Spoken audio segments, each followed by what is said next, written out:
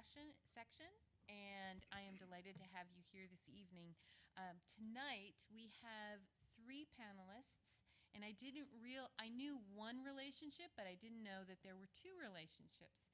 So as I will let them introduce themselves, tell us a little bit about your work experience, your college experience and your work experience, so they know how you started your career and how it might have shifted gears or not shifted gears. You get to start. Sure. Well, welcome. So my journey started, I was a dragon. I graduated, Brenda Johnson. That is a good question.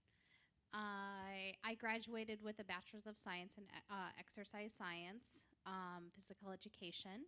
And after I graduated, I went to the corporate world and started and worked for about 6 years as a vendor at Microsoft. So I spent some time there learning practicing how to manage people, and made a lot of mistakes on how to become a leader and determined what type of leader I wanted to be. And HR kind of found me along that way, so human resources. And did training and development. I led a team of 40 individuals and managed supervisors. After that, I decided to make a change, and my husband and I moved to Omaha, and I worked as a client relationship manager for another technology company, just managing client relations and focusing on project management, BAs, and doing that type of work. And I still had this calling to be in human resources. So when we returned back to Fargo, where we wanted to put our roots, I became a recruiter. And I started to work with clients, and I started to work with candidates and helping them find find that match, is what we call it, and helping clients really figure out a lot of their twisted web when it comes to human resources and those types of things that kind of transpire in there.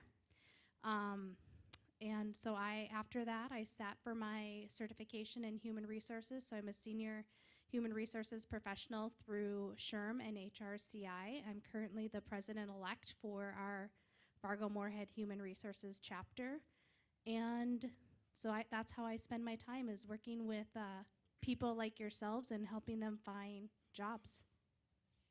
And BA stands for? Business Analytics. Well, thank you. My name is Dan Johnson. I took a bit more of a boring road to where I am today. But I started out with accounting. I went to North Dakota State University, and I got a bachelor's degree in accounting, a BS in accounting. And so, really, ultimately in my senior year, I was kind of plucked to. My professor had recommended that I go to work with a company that trades commodities, and we worked on forward contracts, did some real complicated accounting right off the bat. It was an extraordinary opportunity, and I think one of the things that it really worked hard. I really had to work hard. I worked about 40, 50 hours a week at the company, and then I would take on 18 to 21 credits at NDSU, and at the time it didn't make a lot of sense, but I was able to kind of parlay that into an opportunity that I took over at Microsoft, and I spent about.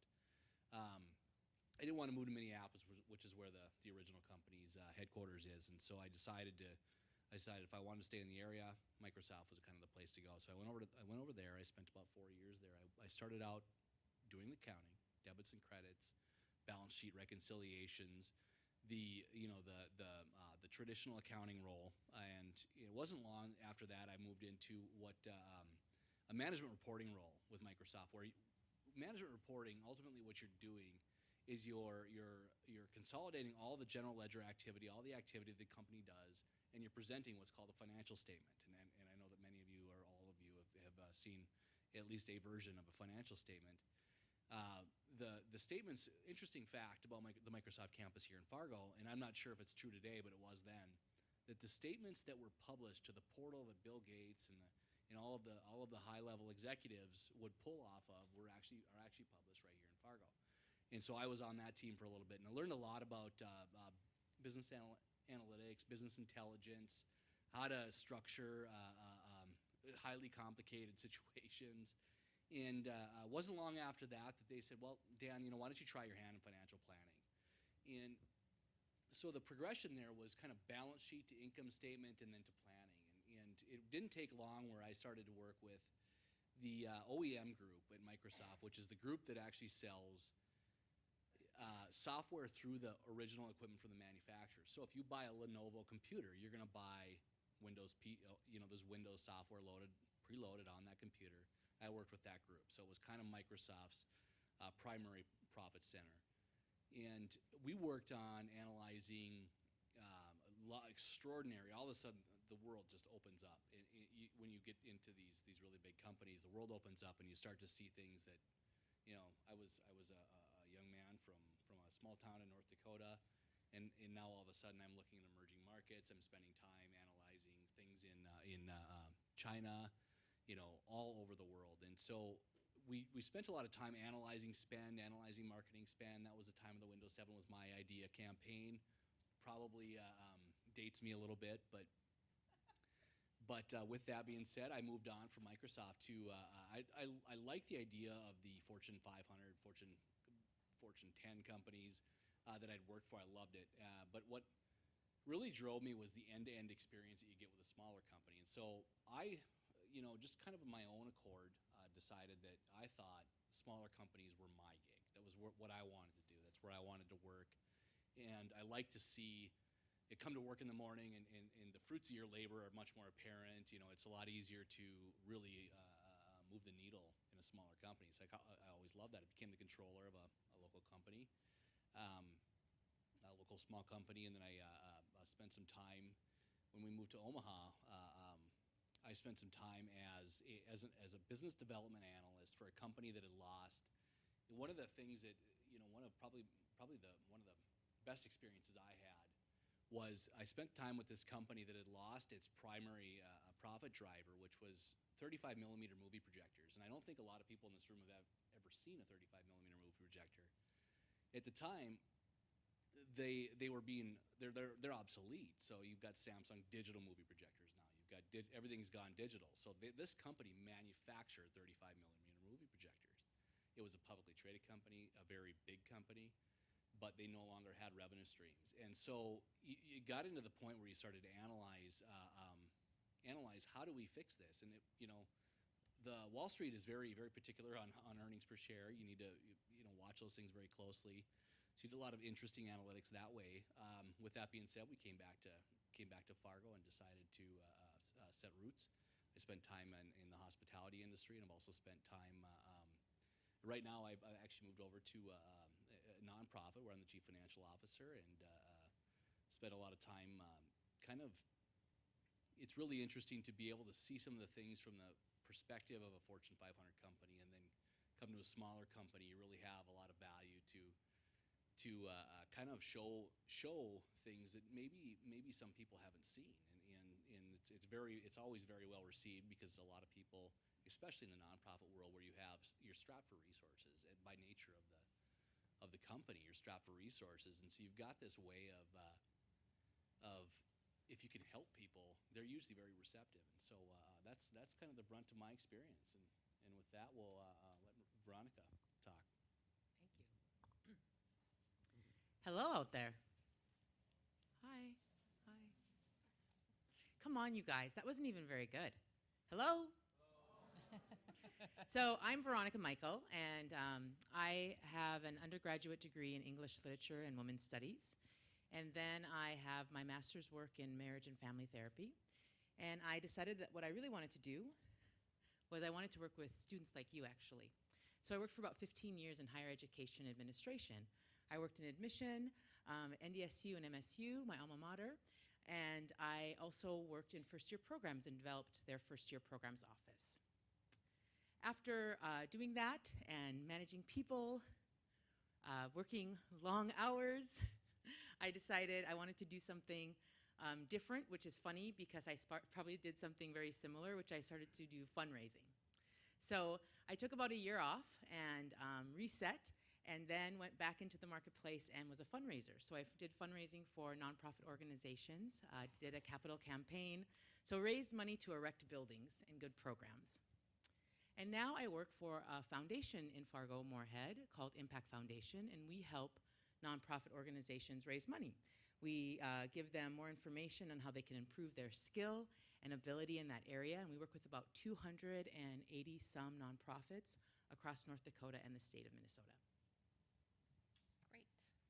So the first question that we've gathered from the three classes was, what is an ethical situation that you have had to deal with, and how did you deal with it? So Dan, how about if we start with you? Sure. So an ethical decision, ethical dilemmas. They happen quite often. I think from a financial standpoint, oftentimes in the event of theft, in the event of whether it's petty theft or felonious theft, high-level theft, it's always, a lot of the times it's dealt, the evidence collection, the reporting, oftentimes falls on the finance team. And so, as you could well imagine, in any kind of, for all of you accountants out there, you'll definitely deal with it. It's fairly rare, but at the same time, given the size of the company, at some point you'll encounter it. It's interesting because when you look at felony theft, you look at somebody who's really kind of fleecing the organization. Probably one of the ethical limiter there, the ethical decision maker there is really, okay, so number one, somebody has stolen from the organization. They're putting our own all the employees at risk. They're putting a lot of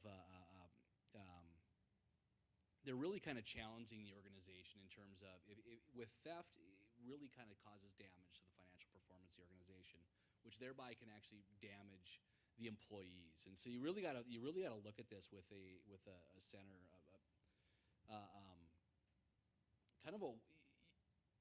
you got to figure out a way to know that what's right and know what's wrong, and be able to walk a theft or walk some kind of an incident like this all the way through reporting, all the way through prosecution, all the way through, there may be times where you'll have to testify about a theft. There may be times where you'll have to one of the situations that really sticks out to me is, I remember at a very large company that I worked for, a gentleman in the security department called me up and said, "Mr. Johnson, if what you're saying is true, you realize that we're going to prosecute this individual and they're going to have a felony on their record for the rest of their life." And I was very young, and I remember thinking, I guess I really hadn't thought about it that way, and to be able to kind of get yourself through those kinds of situations, to be able to really, that you do kind of have to look at your ethical moral code and say, listen, this guy did steal. He did consciously try to fleece the organization of resources that are not his. Stealing, theft is wrong, and you got to deal with it. You've got to be able to call on your moral center and use it when going through those types of situations. That's one example. So it sounded like he caused you to pause by asking that question and go, okay, it's almost like this is on your shoulders then. Sure.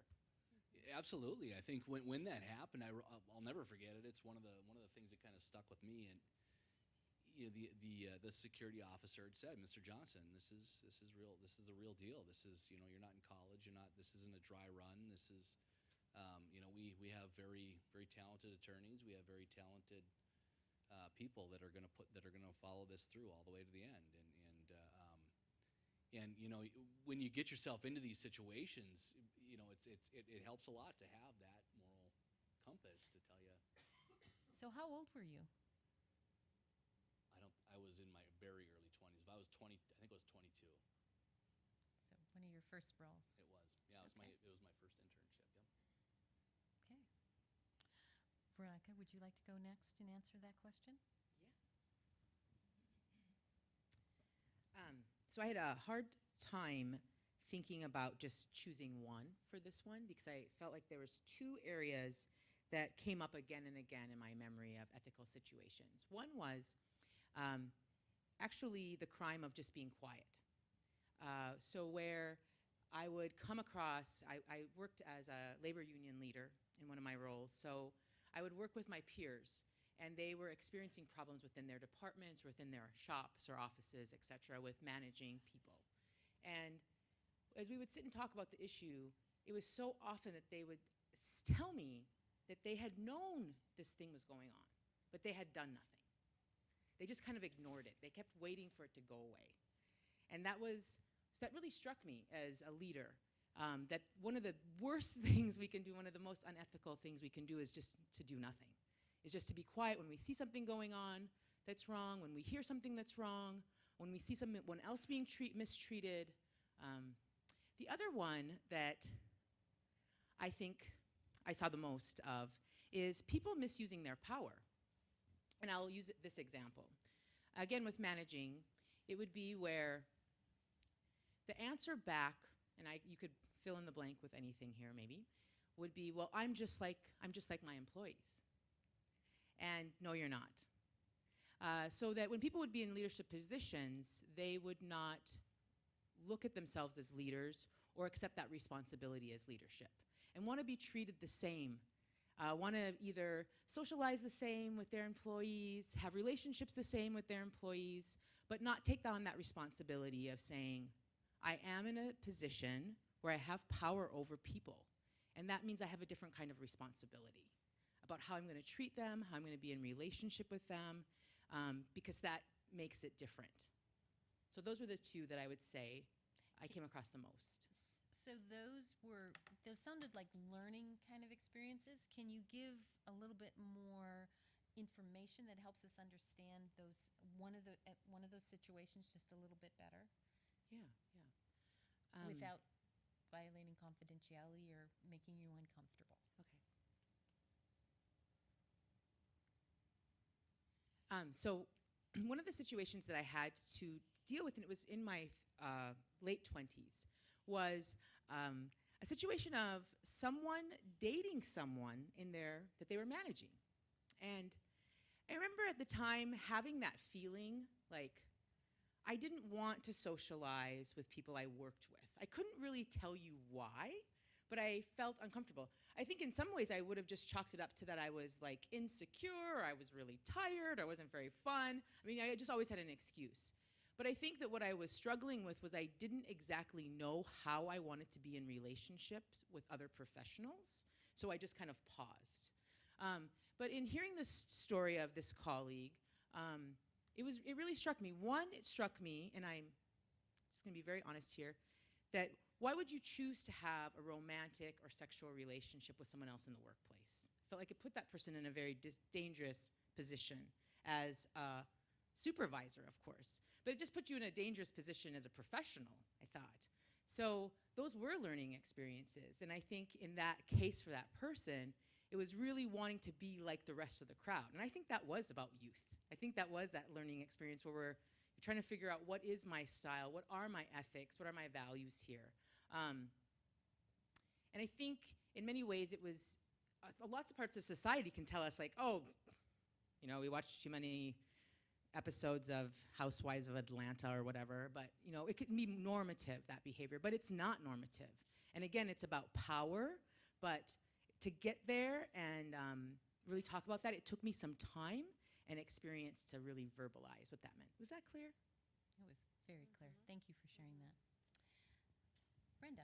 All right. So before I go into my example, I just want to see a show of hands if you know somebody who has been terminated from employment. And you, out of those situations, there's lots of different reasons as to why somebody's employment could be terminated.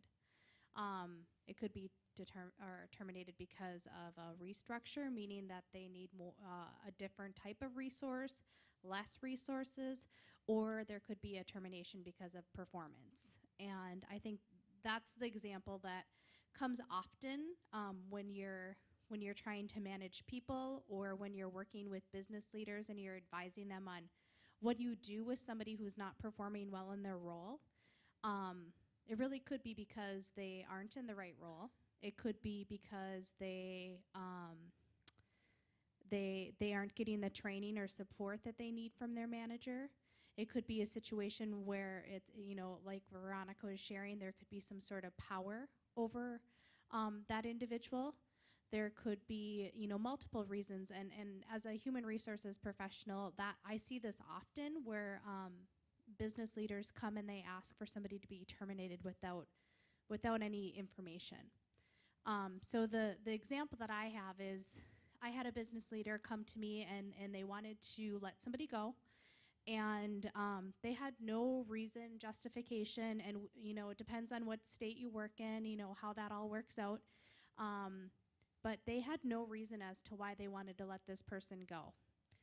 And when you're thinking about the livelihood of somebody's career or about what they're going to do next, I mean, you start to think of these things and what did we do as a company to make sure that this person was successful? Did we sit down? Did we have conversations with them? We had no documentation. We were just going to let this person go without any explanation. So I think oftentimes when you're thinking of those ethical situations, thinking about being specific and really having, documentation to support why somebody may or may not be performing, and having those conversations with people and those coaching conversations to getting them to perform, because that didn't happen. We basically were going to make the decision on just to let somebody go because we didn't like their shoes. So those are some of the situations that I see on a day-to-day basis. So how did you handle that? Basically, re-education and setting the expectation to the business leaders of what we do need to do in order to help these individuals perform. Sometimes we move people into different roles and they've been successful, or sometimes we as an organization need to look at our training and onboarding and our culture, our environment, to make sure that individual is successful. It could be as simple as sitting down and putting together an action plan with specific targeted goals that person needs to meet in order to maintain their employment. So there's ownership on both sides of those situations. It's not, you're done. We're no longer interested in working with you, but really working with them to work together on that action plan to make it work, to see what we can do to improve. So what was the result of that conversation with that particular manager? So oftentimes they will, at first they will push back a little bit and they'll, I'm the business leader, you're the HR professional, and so it's just re-education. It's about how you deliver that message to them and really sharing the value, and also kind of being willing to put yourself in that situation, and also kind of digging in and helping. Oftentimes it's because of confidence of not knowing what to do and how to handle that situation. So really helping them understand how to put something together and how to deliver that message, and working with that employee to get them what they need, and as well as that leader. So, any follow-up questions based on what they and how they answered? Not seeing any hands raised. Okay. So let's go to the next question while they think of other questions to ask. So this is where I'm gonna put you on the spot. You've been warned.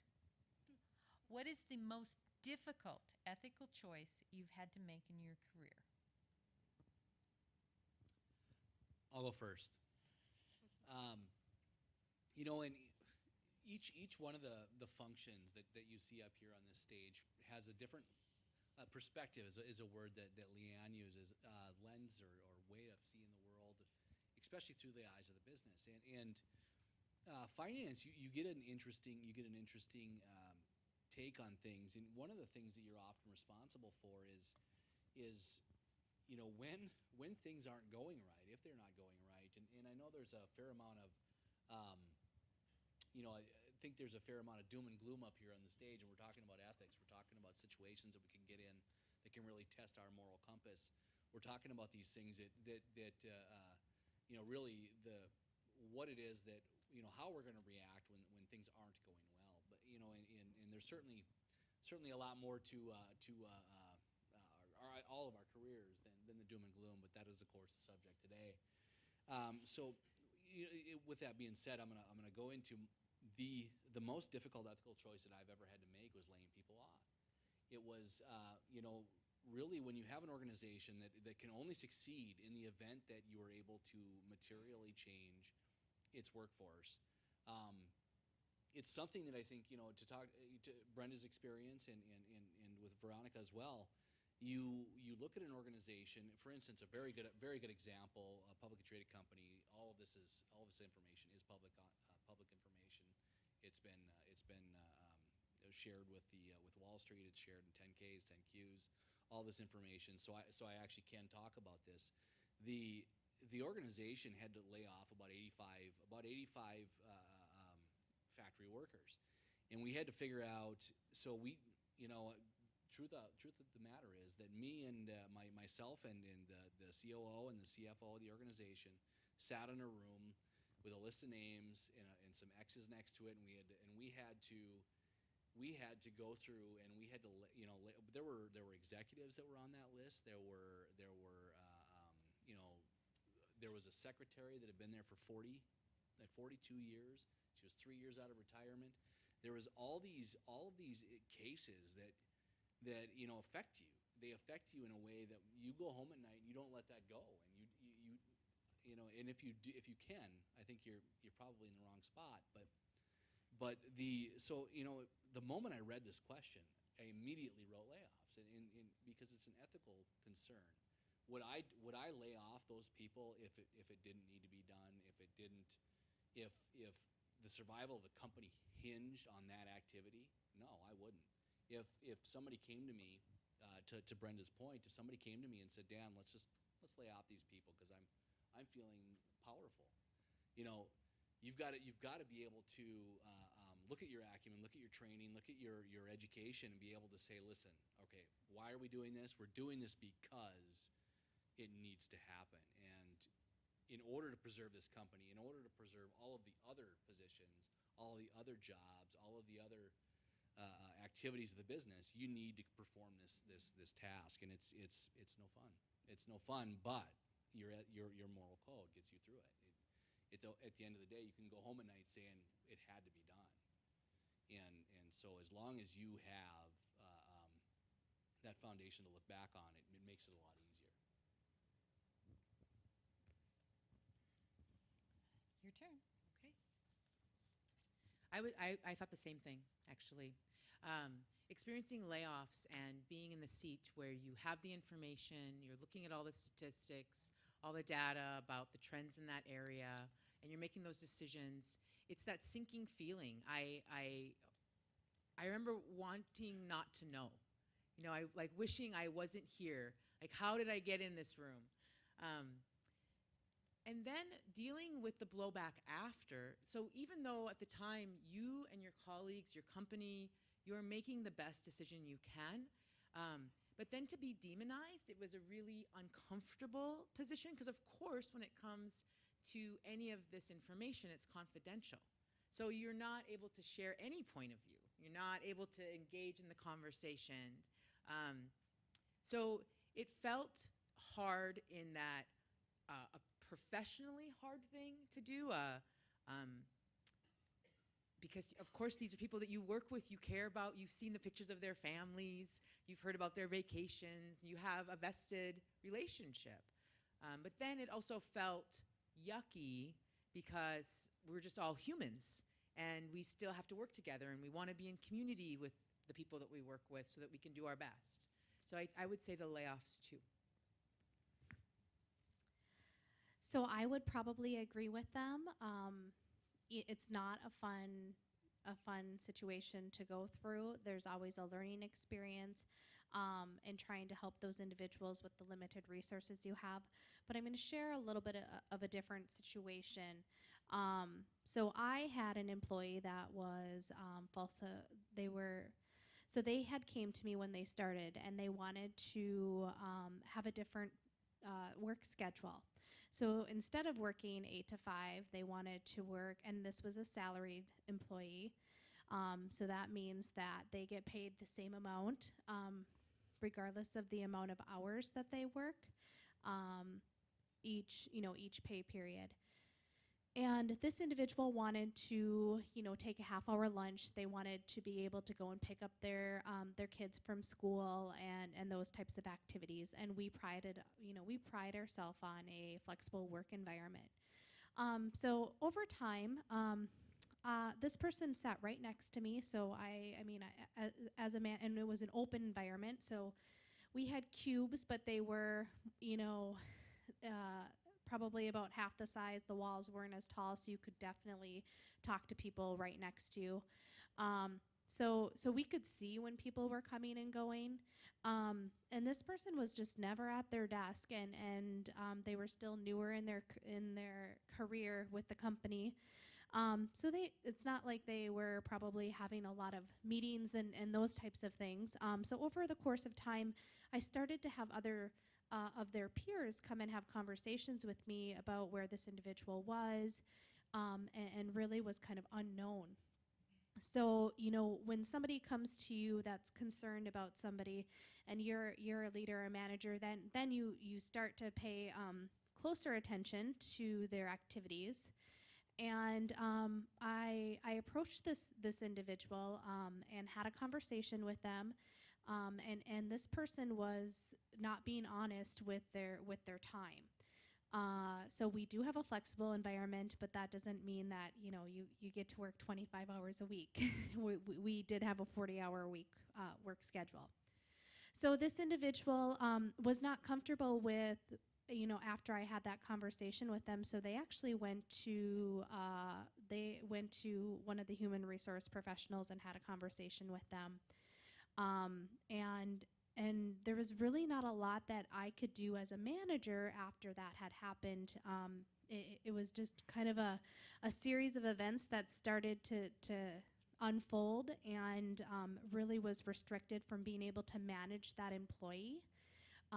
They were really kind of rewarded for the behavior and the activity that they had been doing.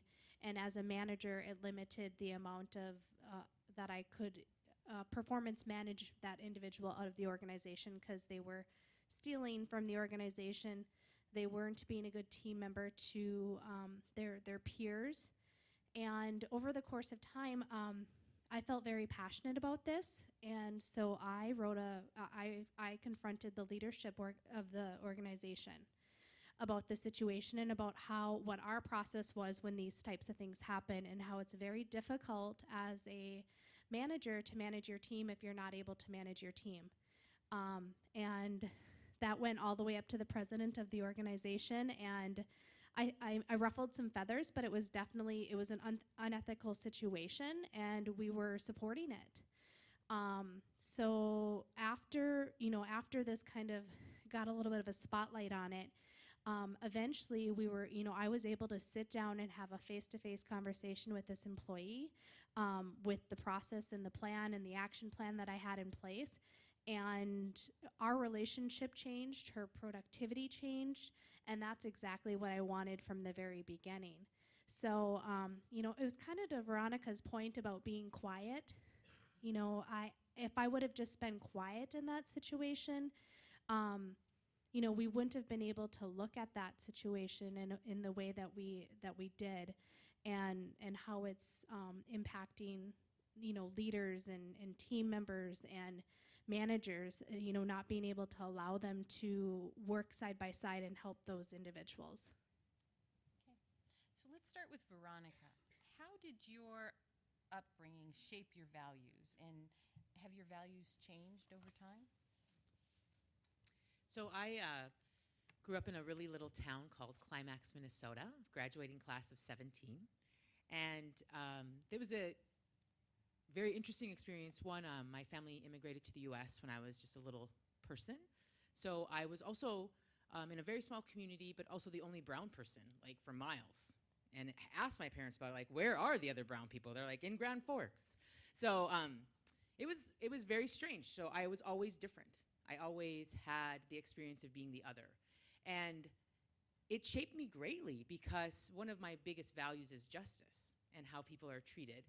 Um, it also helped me really see things for what they were as a younger person. To see people say that they were one thing, but behave in a very different way, in either because of making comments that were oppressive or not standing up for something that they said they believed in. So it really shaped the way I felt about wanting to be a leader myself, wanting to have my own voice. When I got my voice, wanting to be able to use it in a way that could help other people. The other thing that really was interesting about growing up in a small town, how many of you grew up in a town of under 500? Raise your hand. Okay. So growing up in a little town like Climax, we had to do everything. Like if you wanted to have a basketball team or if you wanted to have volleyball, well, you better play it because there's not enough girls. My cousin's class had 2 girls in it out of their class of 14.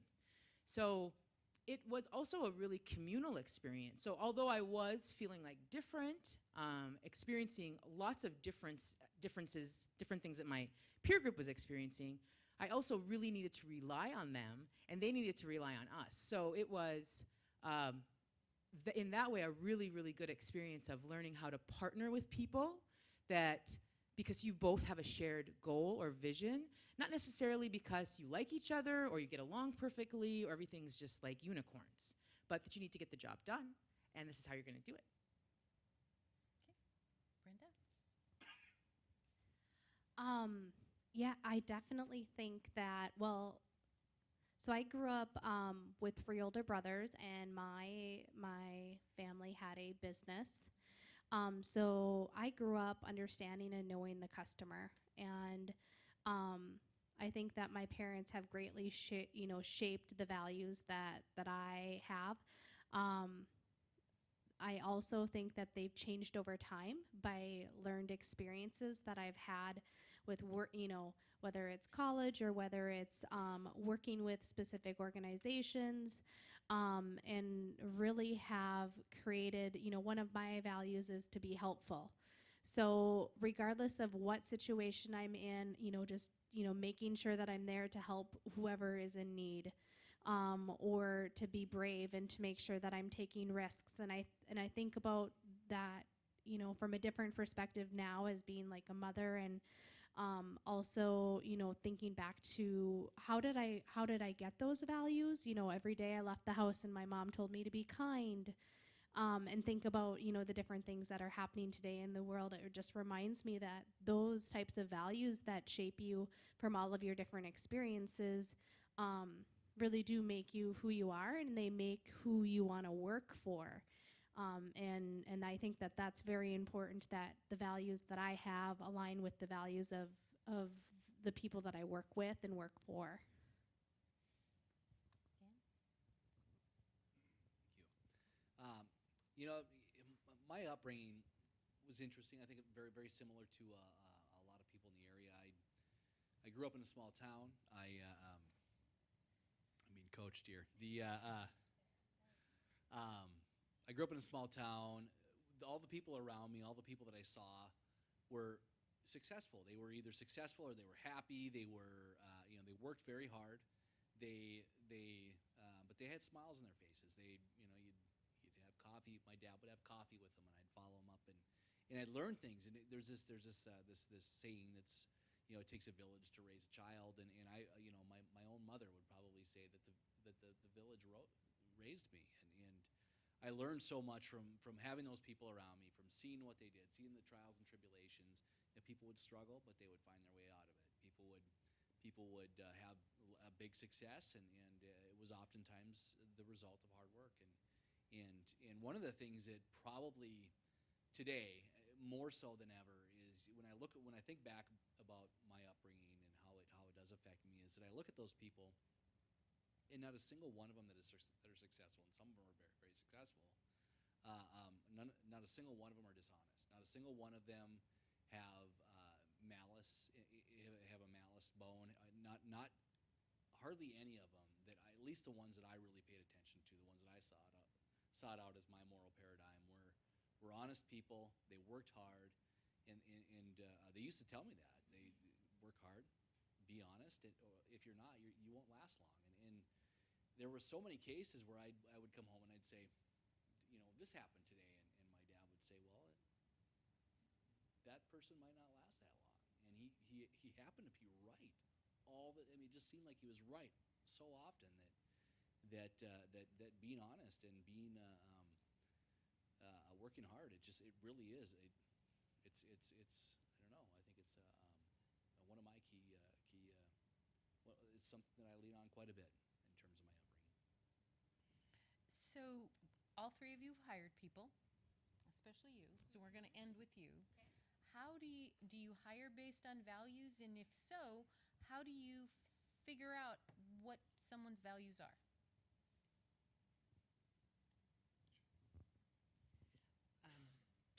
So I've hired both positions for professionals and then also student workers and graduate students and things like that. So I think the first thing is always really being clear about the expectation for the job.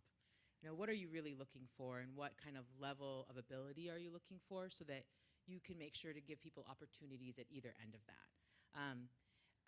For me, I definitely am very interested in talking about values, and because that's what motivates us at work. And to be a good manager, I think you need to understand your employees' motivations, their own values, a little bit of their ethics, because they're real people. You want to be able to encourage them. You want to support them. You want to understand what makes them feel successful in a job. And the best way to do that is to learn as much as you can in the interview and in that interview process. So be as clear as you can up front. Learn as much as you can in the process, because I very much believe that you can't make up for that later. You can't make up for that hard work, that detail, and that diligence in hiring. That was very well said from my standpoint. Learn everything that you can in the interview. I would repeat every word you just said. Exactly. You ask questions, look harder, think hard. Think on your toes. Try to dig into something that may seem trivial.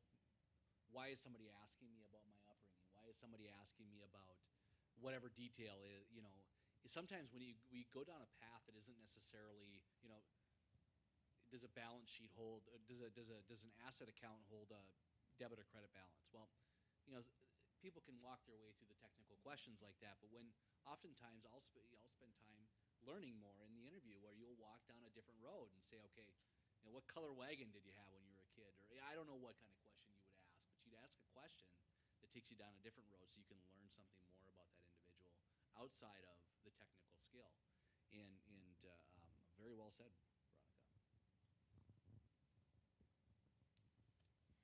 So there are value-based questions that you can ask as a candidate or as a individual that's doing the interview. So it's important when you're going into those conversations. What I've found is, first of all, there are plenty of organizations out there that they have these values on the wall. They're right when you walk in, and then you sit down and you hear the truth. You ask, so what are your values? And the person sitting across from the table from you is not able to recite one of them. So what I think it's extremely important to hire based off of values, because there's a lot of skills that can be taught or trained, but you can't. Behavior is grown. It's something that you learn from others. It's something that you learn from the community that you're in, and the decisions that you make. And so I always tell to candidates to really challenge those, to challenge the person that they're interviewing with, to understand how, ask specific questions about how do you make decisions based off of, and then maybe it's a specific value, or ask how they incorporate those values into their everyday culture. Get specific, because they may just glaze over and say, we have great values, we live our values, They're probably hanging on the wall, but a true company that is living by their values is going to be able to repeat them. They're going to have specific situations of when they've incorporated the decision making process into those values. And so it's good to challenge as an individual that's asking and getting to know an organization. It's good to challenge them to find out, are these just words or are these actually actions? I've also heard from the other side when individuals go out and they do research, they want to be really prepared for the interview, and they learn all the values, and they know, they watch the videos on how their cultures, what their culture is, and if a value isn't, if it's a value-based organization, and if those values are not in line with yours, you're going to stand out like a sore thumb. It'll be very apparent, and it'll be very quick until you you decide that this was a really great place to work, but peace out. This isn't the right fit, and that's okay. It is all about the fit, and you can teach those skills, but you can't always teach the values that come with the behaviors to make decisions. So this question is a follow-up to that. Have you ever left a position or turned down a job because of the values that you saw represented in that organization? And would you tell us a little bit about that? Veronica nodded, so we're going to start with her. And Dan's very happy that we're starting with Veronica. So I've done both. So I have left a position because of values, and I've not taken a position because of values. And it didn't happen until later in my career. I want to be really clear about that. Because at first, when you're getting jobs, it's like, oh my gosh, I got a job. I'm so happy. So I think we're all learning constantly about what are we going to ask about negotiation? How are we going to talk about values? So this is something that you build on. It's not something that you just like out of the gate, have your skills totally set.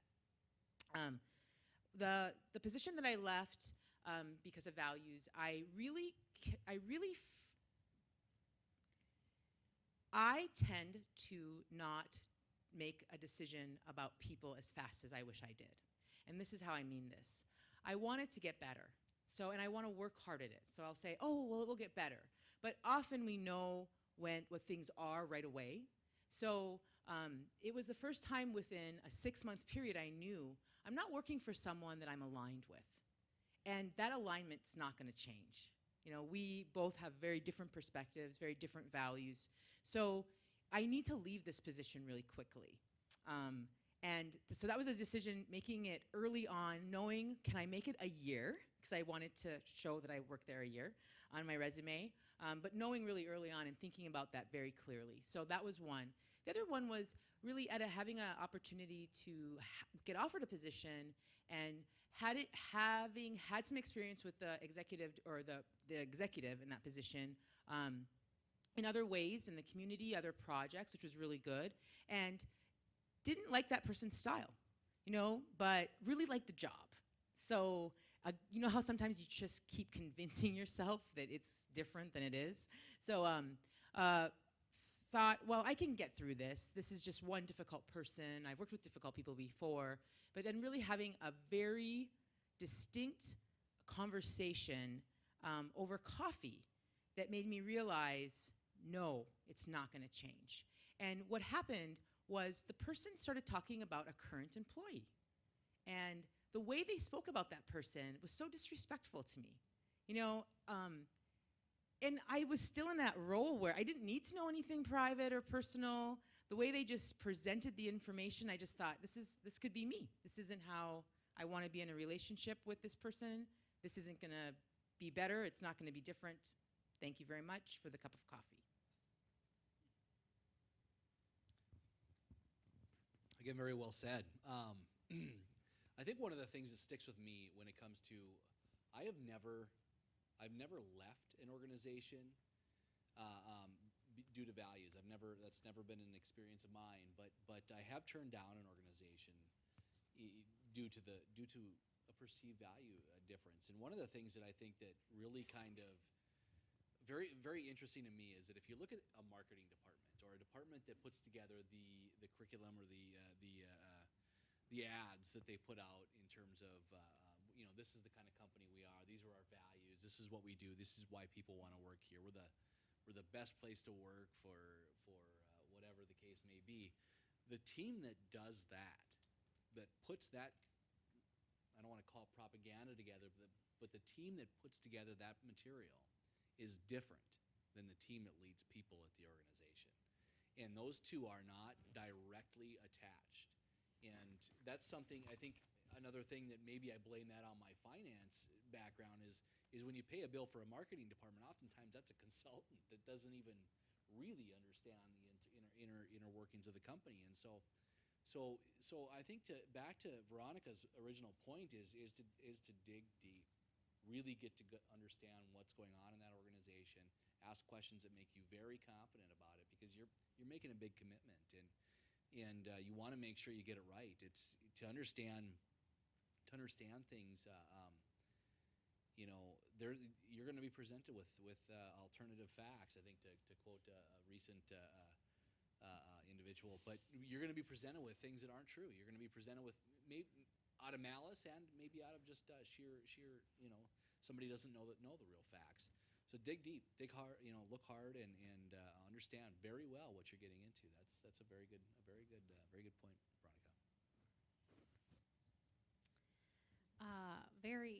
Those were really good examples. And to kind of play off of Dan's marketing is, that's a very interesting web and how they put those things together. And what I probably would say is that they have strategies around what they want to do with that. So it could be gaining additional customers. It could be, oftentimes there's a payment that goes into making sure that they make those lists. And so it's very interesting to understand, how that's put together, because that's not something that I knew until later in my career. I just, always wanted to work for a company that was one of the best places to work. So I am a people over profits type of individual. And when looking for organizations, one of the things, when you're working with people in the human resources profession, you have these, sales organizations, and you have all different types of things that kind of play into the profits piece, and that's important, extremely important. But the people are really important, and so like Veronica, it's actually very similar. Sitting around every Monday morning when you're having your meeting, and you're talking about in not the best light of potential candidates or potential clients that you have, and you're not talking about them in a positive way, that's really tough. And when you're a people organization, and when you are people focused, you want to support those individuals, and you want to help them do the best that they can do, and they may not mark all the boxes for a position that you're looking to hire. But I would say that was probably one of the deciding factors to make a change, is because, people before profit. Okay. So,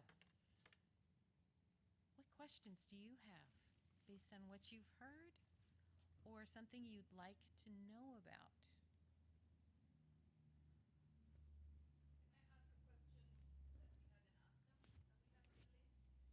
Mm-hmm.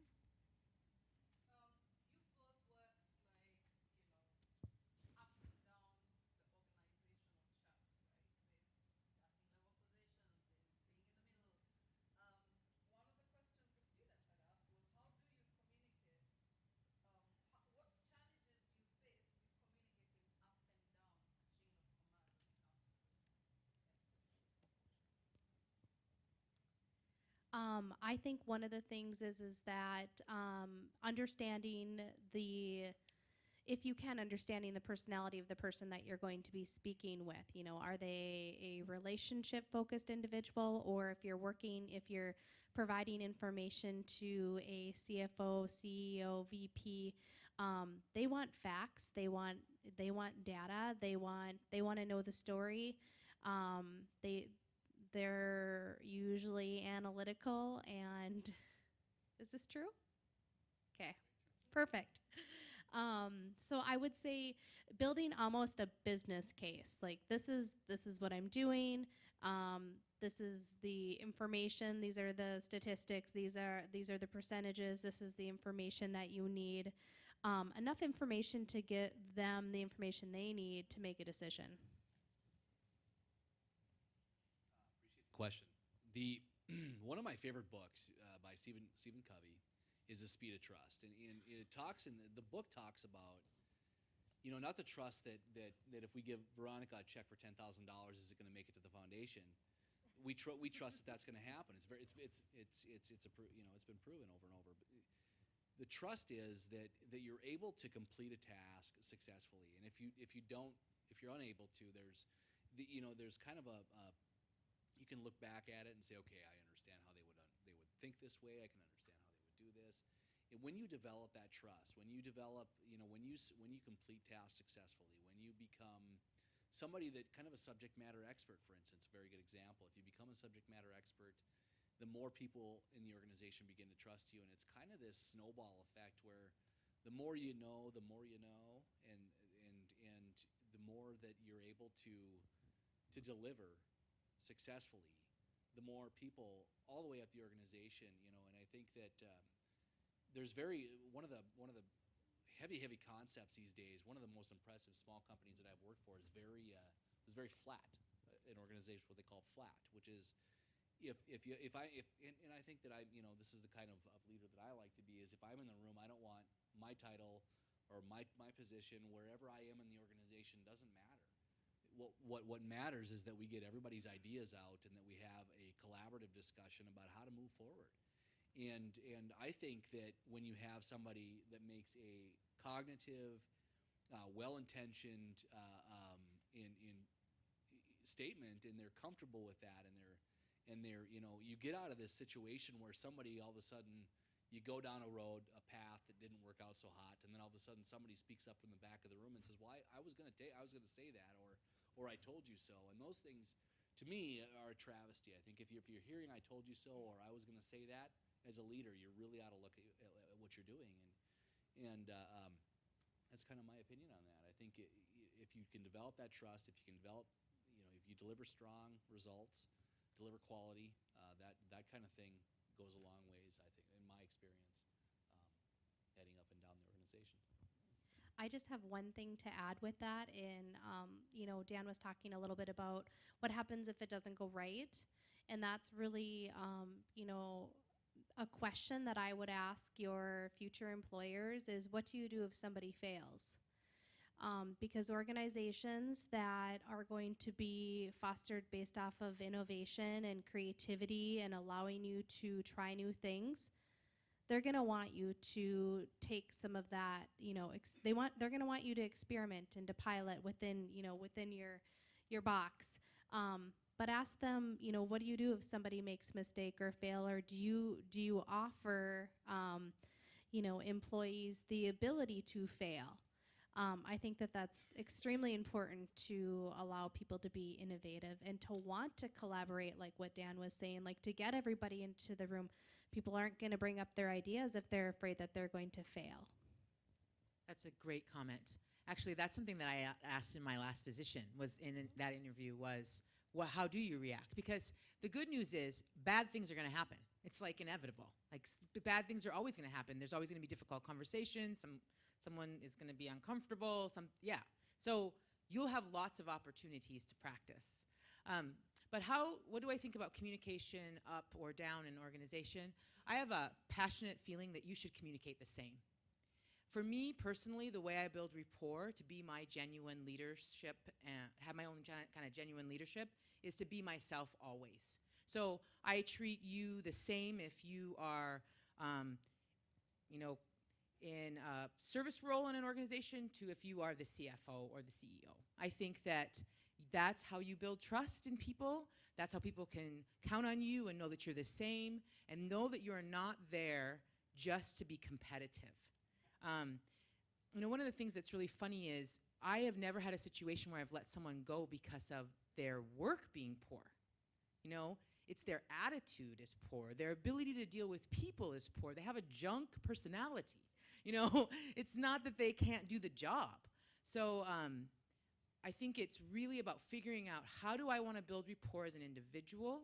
How do I want to treat people in general? And I think if you find that place and you do that consistently, that communication will come. Mm-hmm. We've got about half an hour left, right? Yes. All right. I'm going to give you 5 minutes to turn around and talk with your partners, 4 or 5 people, and come up with a question you want to ask these guys. That's a lot less scary than just saying, hey, what question do you have, right? 4 or 5 of you can come up with a question that you might want to ask based on everything they've said or things you had wondered about and you still haven't had a chance to ask, okay? Clearly, 5 minutes. we think You the got same. this. Ready? We do kind of think this. We do. So That's, yeah. we've got an eye on the clock. All right, and that gives you a chance to catch your breath. There we go. Because you've been talking for an hour.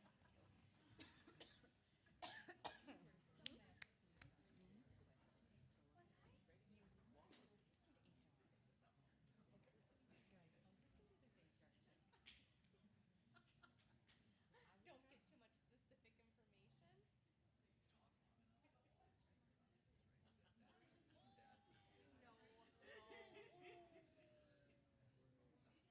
No.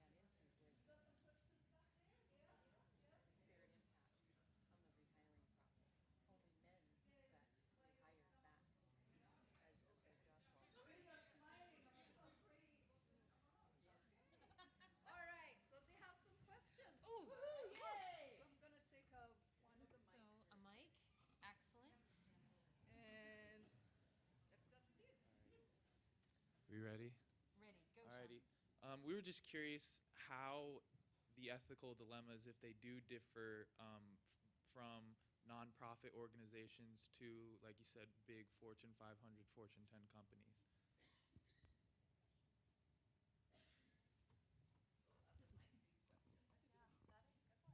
I don't think.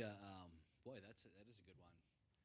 Ethical dilemmas, I think, occur naturally in scale, and so I think I'm a big believer in like Fibonacci sequence and all these. The world is kind of all. If you look at it in scale, all the things happen that at a small company that are going to happen at a big company that's going to happen on a smaller scale. Um, I'd say that one thing that you have from an accounting or finance standpoint at large companies, you have systemic controls, which often they don't allow for a lot of bad things to happen, whereas a smaller company may not have appropriate segregation of duties just because they don't have enough staff. And so you may find that there may be a little bit more. The ethical dilemmas, I think, present themselves a lot faster at a big company. Especially when you get into the complexities of getting into emerging markets or getting into areas where the paths are not well worn. Yeah, I would say that definitely small companies, and it's exactly what you said, they don't have the same controls, or nonprofits. There might only be 2-3 people working on the budget and all the finances, so things can go on for longer in a bad way.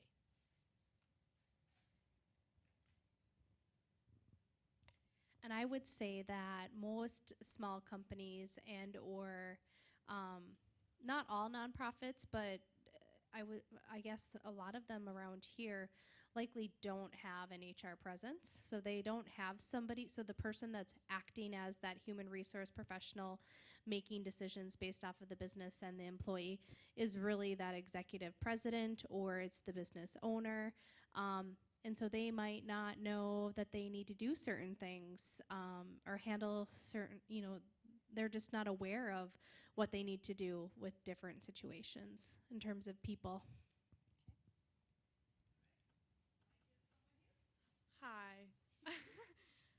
So all of our classes, I think, looked at the Enron case and all of that stuff with greed and competitiveness and kind of a negative environment, I would say. Have you ever found yourself in a situation where you felt yourself was being greedy or doing unethical things that you weren't like aware of yourself even doing? Like you're kind of blinded by it, but you then looked back and said, wow, I really should have acted on that instead of continuing what I was doing?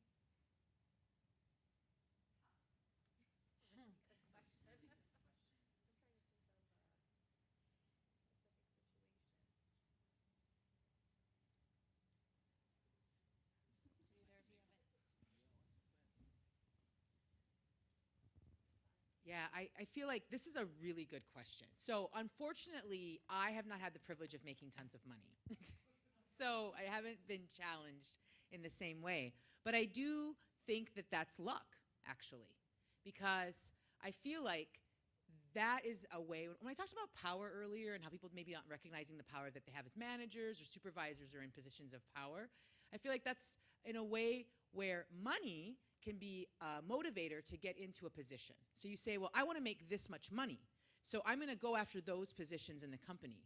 But those positions include managing people. So you're really not interested in people, but you're interested in money.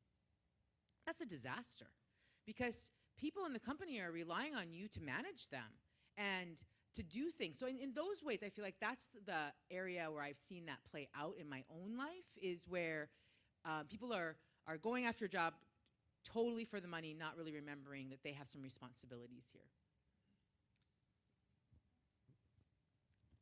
An example of, I think your question was, do I ever remember myself getting into a situation where or do we remember getting into a situation where we would I think the Enron case extraordinary, and I think there's a sociopathic element to it, a disconnection of some element of the brain. I mean, when you look at what he did, that was really extraordinary theft. That was deception at an extraordinary level.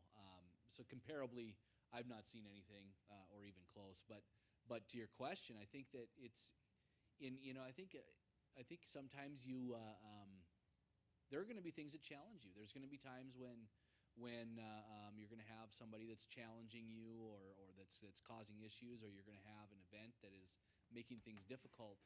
And one of the things that you find, and I think that all three of these ladies or these two ladies up here and myself can admit, is there's times when you say, this is, I supervise this individual. Do I need to put up with this? Or is there, can I exercise my power to make this go away? And one of the things that you talked about trust. We talked about trust, and we talked about having a team that can come together and speak freely and openly and have a collaborative environment that's successful, and which is something I spend a lot of time looking at. And I think that you really got to watch, and it's going to happen to everybody. It's in the people that tell you that it's never happened to them, or I don't believe they're telling you the truth. But if you've got you've got to, I feel like I've got to curb it sometimes, where I'm thinking to myself, all right, I could do a lot of damage here, and if I act in the wrong way, I got to take a step back, think for a few minutes, and make sure that I don't do something that could harm the cohesiveness of this team. And I don't think everybody gets frustrated at some point. Everybody's challenged at some point, and that's something that it speaks to your ethical and moral code that it's going to happen. It's going to happen. It's going to happen soon. As soon as you're out in the workforce. And so, that's something you really want to understand about yourself before you go too far, because you can cause a lot of damage. I think I can think of a lot of cases where people have abused power locally, and you wonder how they, when they went home at night, what did they think about their actions? What did they do? And that's something you want to have reconciled sooner than later, is how you'll react when the levee breaks, when things get tough. I think the one situation that kind of comes to mind for me is when you're working in a commission structure. So if you're in a sales role, there's a lot of different ways to slice and dice that and put that together. And there's independent contributing role or independent sales commission structures, which mean that it's one for all for one. You're not necessarily thinking about the people around you, your team members, and the organization. You know that you have a target that you need to hit. So sometimes those types of situations you really have to have those strong values that bring the team together, because those can generate behaviors that can foster, situations where somebody thinks that that's their sale, or that's their lead, or that's mine, or I put that work in. So it's more focused around themselves, and because it's at the end of the day, it's their income, it's their money that they're bringing home to support their families. And then you have another commission structure that's more team focused, where it's everybody, it doesn't matter what it is, everything kind of goes into a pot, and then it's split out based off of percentages and those types of things. And I would see that there's usually more greed with a sales structure that's more independent focused, just because you might have to navigate things a little bit differently, whereas a team focused, you're all working towards the same goal. You're all working towards the better of the organization and helping your team members and making sure everybody's successful. All right, so how do you know if and when you've made the right ethical decision?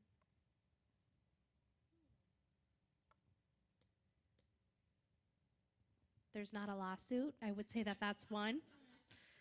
That's number one. Making sure that the business and the employee are protected. And you have to be able to sleep at night. You know that The decision that you made is not harming anyone, and you did right by the organization and by the team. And you can go home at night without not feeling like you did the right thing. I think that's a very good point. The only thing that I would add to that is that how to me, what I've watched, and I think this is more so for me watching the leaders around me, my boss, and all the people that I've reported to over time, and I look at the way, oftentimes they were older than I am, they had more experience than I did, and they had seen more than I had, and one of the things that really kind of rings true to me a lot and very often throughout all of my very lucky to have very good employers, is that they have a way of not making decisions until they're comfortable with them, and it was almost this and I think in a lot of ways it frustrates a lot of people because you have leaders within the organization. I'm reporting to somebody. I'm trying to get some work done here, right? Let's go. I want to achieve this. I have this goal. I want to get it done. And all of a sudden you'll put something out for a decision and it just stops, and it feels like now we're suspended in this weird space.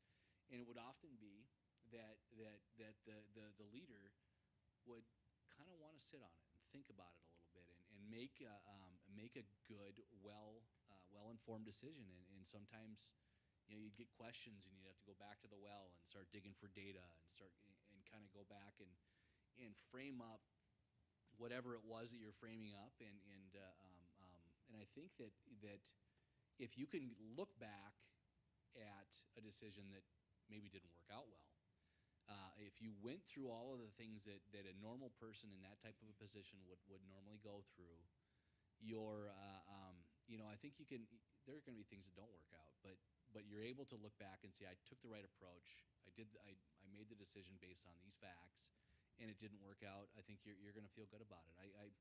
How do you know whether or not you made an ethical, moral decision? You feel it. I think it's your training, it's your experience, there's so much to it. Yeah, I say the same thing. All right, so we were thinking, what are your ethical values, and how have they changed over your life?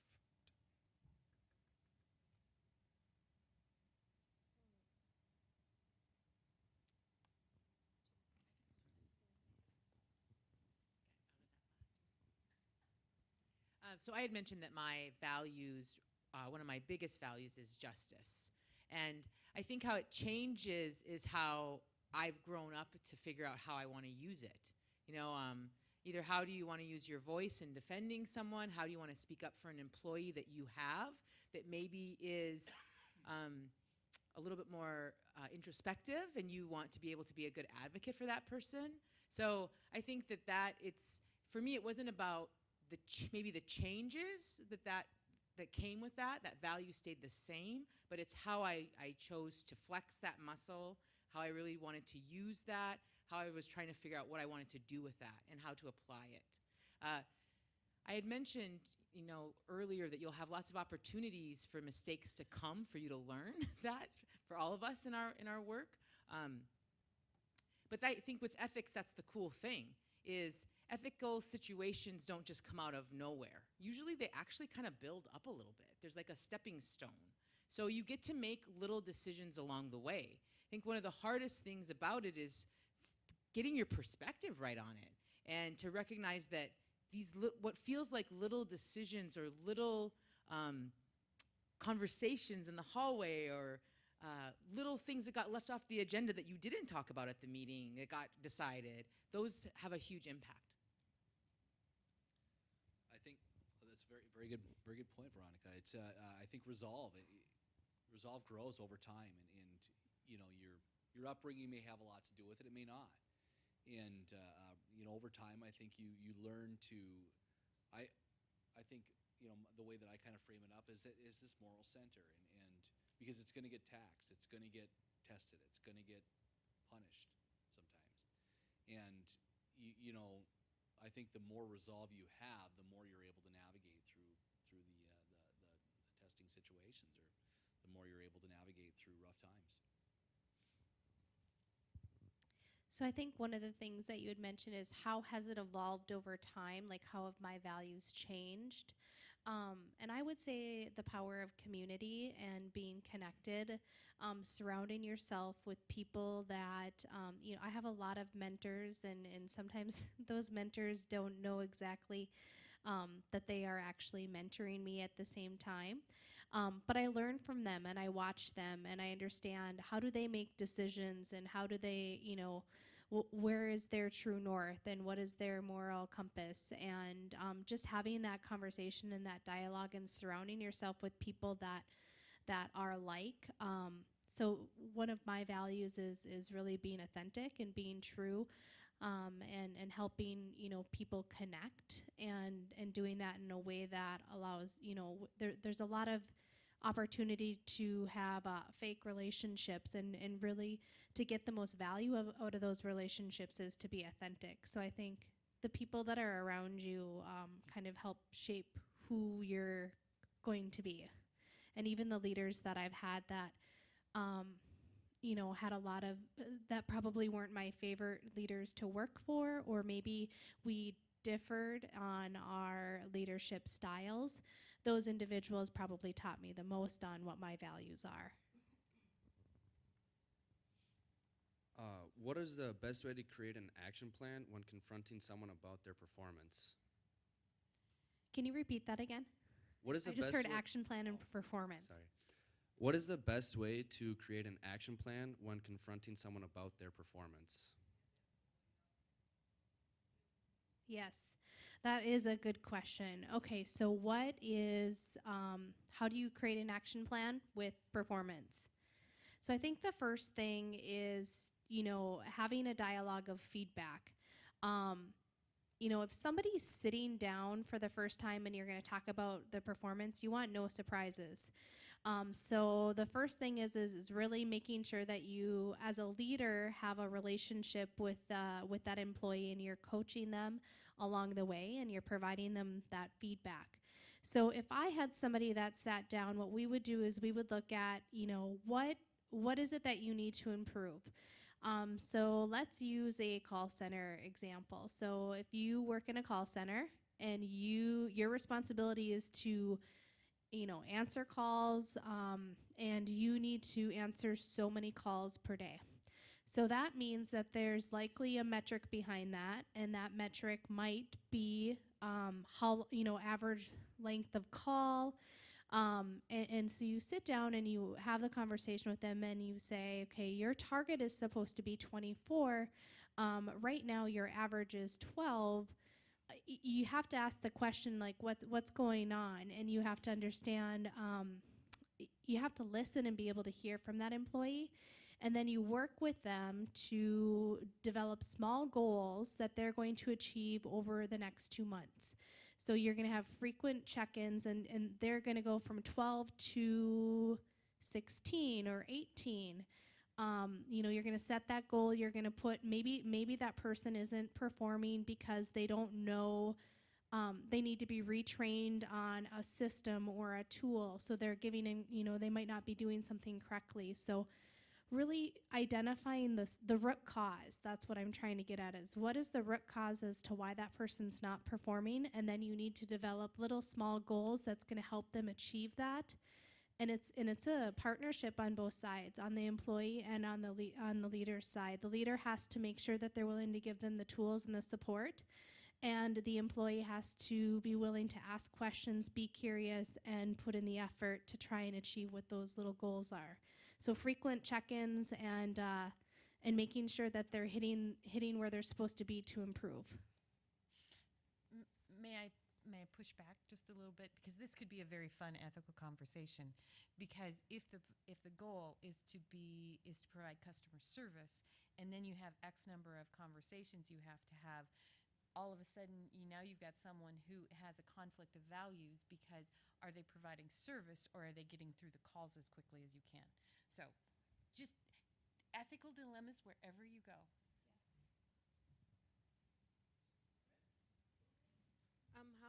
recognize an ethical organization from the rest of them? Because everyone is going to say they're ethical, and how are you going to recognize the ones which are really ethical? Sure. I think to recognize an ethical organization, I think Veronica spoke a lot about this. I think the most important thing is to dig and to look for references, to speak to friends, employees. I think Brenda talked a lot about the community around you. Dig deeper. I don't know that I could stress that enough. I think you're absolutely right. They'll present themselves as a very ethical organization, and there's cases where they're not, and you'll want to know. You'll want to dig into, ask them questions. Just ask questions, even if they don't seem like they make sense at the time. They may lead to something, but I would say you certainly want to learn as much as you can during the interview process. So, there's been some research that's been done by Glassdoor.com, and 67% of individuals that have been given an offer, typically they are going to go and do some research on that company. So they're going to look online, they're going to see what is out there, what do people say, what are candidates saying, what are employees saying about their organization, and you can find a lot of information. Sometimes you have to read some of those things with a grain of salt, and then if there's no information out there, they say about 34% of individuals usually end up not accepting that offer because there's not enough information out there for them to identify if they're an environment that they want to work in. One of my favorite quotes is, "When people show you who they are, believe them." So dig, find that out, but then also trust your gut. When you feel something feels weird, trust yourself. That's your natural instinct telling you something. Then ask some more questions. But if you feel, if you get that weird feeling, I just really encourage you to trust that. Hi. Last question. Hello. So we live in a world that's getting more and more connected every day. How do you keep people accountable, especially when it's no longer a requirement for people to be working in the same building or even the same community or state?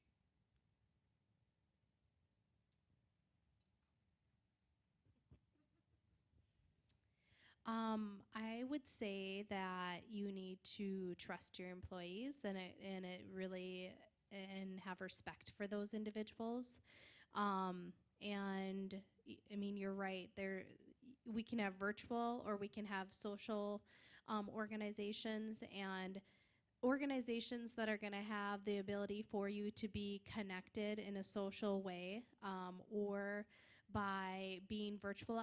Just trust it. Know that they have a foundation of trust and that they're going to trust and respect you based off of you as an employee, but also understanding what those expectations are in being that employee, or the expectations for how do they handle that. I work for an organization that has a flexible PTO schedule.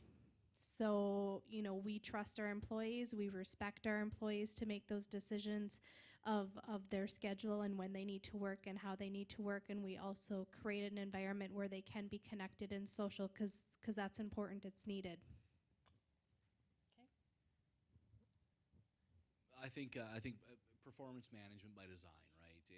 If you're able to Brenda's point, if you're able to, which everyone in this room will very very soon see themselves in exempt positions where you're really kind of you'll really be kind of expected to perform and you're not managed day to day. And I think there's they hire you to complete a job, you do the job. And there's a lot of ways. People I think what Veronica talked about earlier. People are managers are smart, employees are smart. Everybody's smart, and it's something, especially today. It's something you'll get over pretty quick. the if you're able to, you know, complete your tasks, complete your work, people are going to know about it, and that's really, I think, at the end of the day, what matters. Okay. I think autonomy is really important at work. To have everyone wants to have a little bit of that independence to be able to define your own day or do tasks in the order that you want, because we are independent human beings. On the other hand, I think it's really important when we work in this virtual way to sync up. And that's the term that the team that I work with right now uses. So we really try to do a sync up for 15 minutes in the beginning of the week, right away early on Monday morning, and at the end. And for us, that works because we have clear expectations about the things that we need to get done and the goals that we have for that month or week or project. But it helps us communicate what we're each doing, loop back to ask questions. But nothing replaces communication, even if you're, however you're doing that, if you're doing that with Skype or another tool, but frequently talking.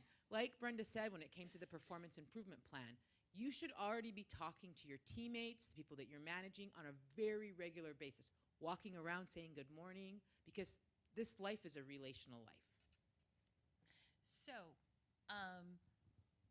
I would like each of you to give one last piece of advice. And as the ladies are thinking, I actually got some very interesting information for the finance majors in the room.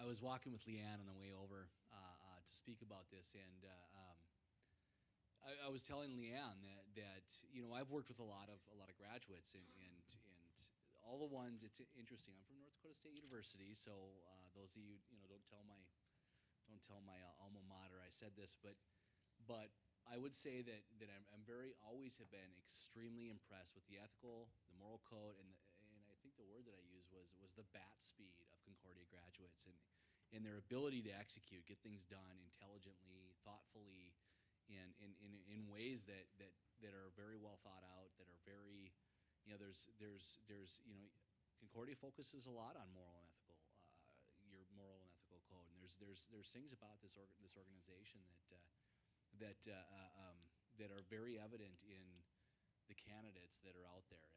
Be very proud of where you guys are coming from, because at some point you'll recognize it, and well, contact my wife. She'll help you. No, but a lot of good things to say. All the Concordia graduates that I've worked with have been of the highest integrity and the most very intelligent, very fun to work with, and very capable young. So what he said was, I'd take them over anybody else. Just the shorthanded. It's true. It's true. So, Brenda, would you like to one last thought for the group? I would say be curious. We've talked about, being silent, be curious, ask questions.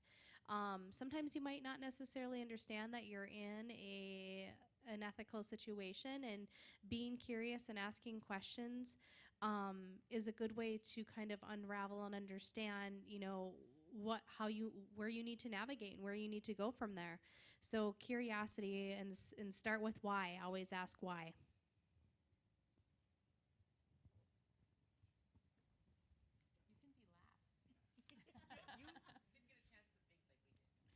So I really want for you to be resilient.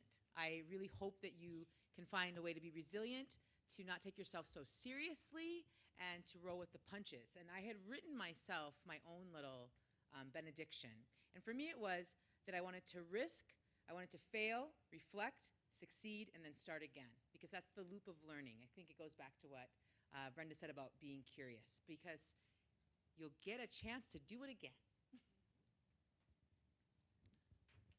Absolutely. I think the ladies have cornered this one quite well. But the only thing that I would add to that would be that have fun. And there, to me, in all of the successful companies that I've seen, the ones that are the most successful are the ones that are really having a good time with what they're doing.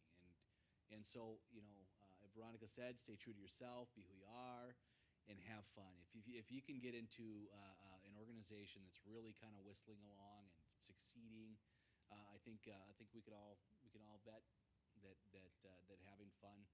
There's no individual out there, no ornery curmudgeon out there in the world that can come even close to somebody that's having a good time in terms of performance.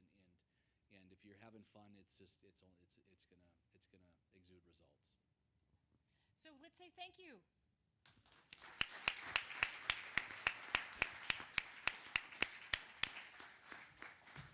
And thank you. Appreciate you being here. And tomorrow.